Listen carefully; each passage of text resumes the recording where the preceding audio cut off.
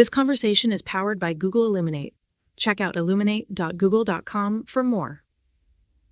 Welcome to the discussion, everyone. We're diving into a really fascinating look at how Scripture, connects verses to reveal a unique perspective on Jesus.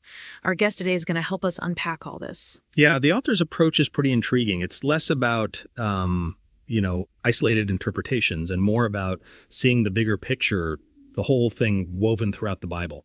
Exactly. It's about connecting the dots, right? A lot of verses seem contradictory at first glance, don't they? Right. But the author argues that these apparent contradictions, they kind of disappear when you view them within a larger context. So we're looking at a holistic understanding of Scripture rather than just, individual verse analysis. Let's start with the Old Testament references. So how does the author use these to build their case? The author uses passages like Psalm 8 to show Jesus' subordinate role before his exaltation. They contrast that with verses that ascribe divine titles to him after the resurrection. Interesting. It's not about denying Jesus' importance, but more about reevaluating his role within the larger narrative of God's plan, right? Precisely. The focus is on understanding Jesus' journey and his relationship with the Father.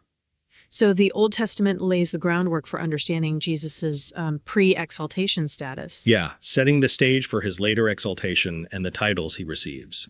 Okay, how does the author then use the New Testament to support this perspective? The author examines passages in John focusing on the distinction between the Word and Jesus, highlighting Jesus' becoming rather than inherent divinity. So it's about the process of Jesus' becoming divine rather than his inherent divinity. Yes, emphasizing the transformative event of the resurrection. And how does this approach address verses that seem to contradict this view? The author argues that many verses are misinterpreted or taken out of context, leading to misunderstandings. Can you give us an example of a verse that's often misinterpreted? Sure. John 1 verse 1 is frequently cited to prove Jesus' inherent divinity, but the author offers a different interpretation. What's the alternative interpretation offered? The author suggests that the Word is distinct from Jesus, and that Jesus became divine through the resurrection.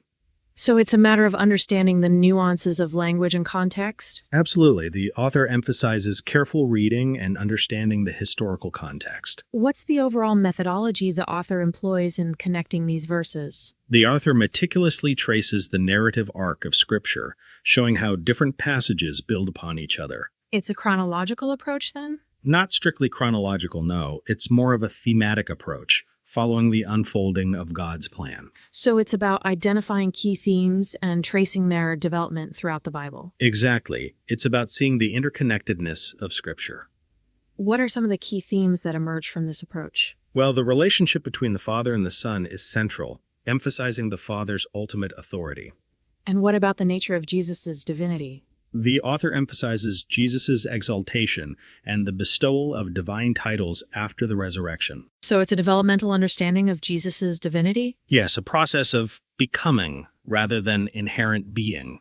What are the implications of this perspective for Christian belief? It challenges some traditional interpretations, offering a fresh perspective on key doctrines. Does it challenge the core tenets of Christianity? Not necessarily. It's more of a reinterpretation, a refinement of understanding.